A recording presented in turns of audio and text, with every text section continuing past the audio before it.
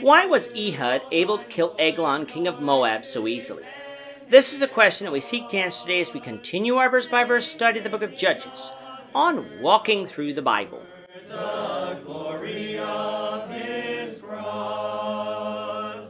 Today we're going to be discussing Judges 3, verses 20 to 31. But before we do that, let's read the passage.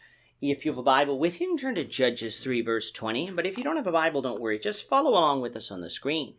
The version that we'll be reading from is the New King James Version. So, Judges chapter 3, beginning at verse 20. So Ehud came to him. Now he was sitting upstairs in his cool private chamber. Then Ehud said, I have a message from God for you. So he arose from his seat. Then Ehud reached with his left hand, took the dagger from his right thigh, and thrust it into his belly. Even the hilt went in after the blade, and the fat closed over the blade, for he did not draw the dagger out of his belly, and his entrails came out. Then Ehud went out through the porch and shut the doors of the upper room behind him and locked them. When he had gone out, Eglon's servants came to look, and to their surprise, the doors of the upper room were locked. So they said, he is probably attending to his needs in the cool chamber. So they waited till they were embarrassed, and still he had not opened the doors of the upper room. Therefore they took the key and opened them. And there was their master fallen dead on the floor. But Ehud had escaped while they delayed, and passed beyond the stone images, and escaped to Seirah. And it happened, when he arrived, that he blew the trumpet in the mountains of Ephraim, and the children of Israel went down with him from the mountains, and he led them. Then he said to them, Follow me, for the Lord has delivered your enemies, the Moabites, into your hand. So they went down after him, seized the fords of the Jordan leading to Moab, and did not allow anyone to cross over. And at that time they killed about 10,000 men of Moab, all stout men of valor, not a man escaped. So Moab was subdued that day under the hand of Israel, and the land had rest for 80 years. After him was Shamgar the son of Anath, who killed 600 men of the Philistines with an ox goad, and he also delivered Israel. After the death of Othniel, Israel again went off into idolatry and again was punished by God, this time at the hand of the Moabites, and their king was Eglon. Whereas the first time Israel was in subjection to a foreign power for 8 years before calling on God for deliverance, this time they were in subjection for 18 years, which brings us to about 1284 BC. Ehud is the judge that God raised up to deal with the Moabites. Ehud was from the tribe of Benjamin, and what was unique about him was that he was left-handed, something that will become important in just a few moments. Before coming to Eglon with tribute money, Ehud made a double-edged dagger, about 18 inches long, and placed it under his clothes on his right thigh. He obviously had a plan to use it. Once the tribute money was paid, Ehud sent his people on their way and told Eglon that he had a secret message for the king, to which Eglon, not seeing Ehud as a threat, sent his men away. So it was just the two men, Ehud and Eglon, alone together. The setting was the king's cool private chamber, which would be a parlor on a flat roof of a building where people would be able to lounge in the cool breeze. This chamber would also be equipped with a room where one could take care of the needs of the body, what we would call a restroom. If I was Eglon, I would be interested in knowing what this secret message that Ehud had was, and my interest would be piqued even further when I found out, as Ehud said, that the message was from God.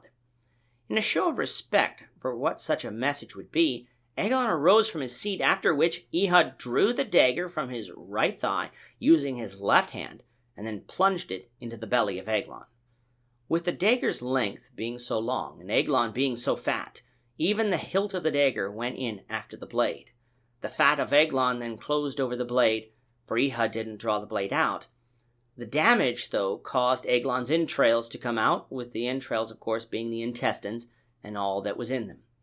With Eglon now dead, Ehud left the cool chamber, shut the doors to the room, and locked them. Now you might be asking, how did Ehud kill Eglon so easily? Well, there are two things to consider. First, Ehud got Eglon to dismiss his men by saying that he had a secret message. This left Eglon unguarded and more vulnerable. But the second thing had to do with the fact that Ehud was left-handed. If one is right-handed, over which thigh would you sheath a dagger? Over your left thigh, so it can be drawn easily in battle. you were left-handed, then you'd sheath the dagger over your right thigh. Now, Ehud hid the dagger under his clothes so the dagger couldn't be seen, and since about 70 to 90% of humans are right-handed, nobody thought to be paying attention for signs that a dagger could be hidden on Ehud's right thigh. And of course, that was to Ehud's advantage, and how he was able to kill Eglon so easily. When Eglon's men returned, they did find it strange that the door to the chamber was locked, but in the beginning thought nothing of it, thinking that the king was relieving himself. Why might they have thought this? Well, people do tend to lock the door for privacy in those situations, but there is another reason that this is also possible. The smell. Eglon's entrails had fallen out, and so with that a foul stench would also have been present. Thus it was quite reasonable for these men to assume that the king was simply relieving himself. After a while, though, even they thought it strange that the king didn't emerge, and so they went in and found the king dead. But by that time, Ehud had escaped from Gilgal, past the stone images that had been erected in Gilgal, and was off into the mountains of Ephraim. On our map, and from our study of Joshua, we know that the lay of the land west of Jericho is rather mountainous, making it easy for people to hide in them without being found. But Ehud wasn't going to remain hidden for long, for from the mountains of Ephraim Ehud blew the trumpet, and the children of Israel, who could hear the trumpet call, came to him and went up to fight the men of Moab. The first thing they did was cut off the way of escape for the Moabites across the Jordan by seizing the fords. Doing so also meant that Moab couldn't receive reinforcements either. Following that, they fought with Moab and killed about 10,000 men of valor. It is said that nobody escaped, and that Moab was subdued that day under the hand of Israel. It's not that Moab had been wiped out, for they hadn't. They would still exist. But they wouldn't be subjugating Israel any time soon, for Judges also said that the land had rest for 80 years after this, bringing us down to about 1204 BC. Now looking at this story, one might ask, did Ehud behave righteously in how he dealt with Eglon, or did he lie to Eglon simply to get him alone?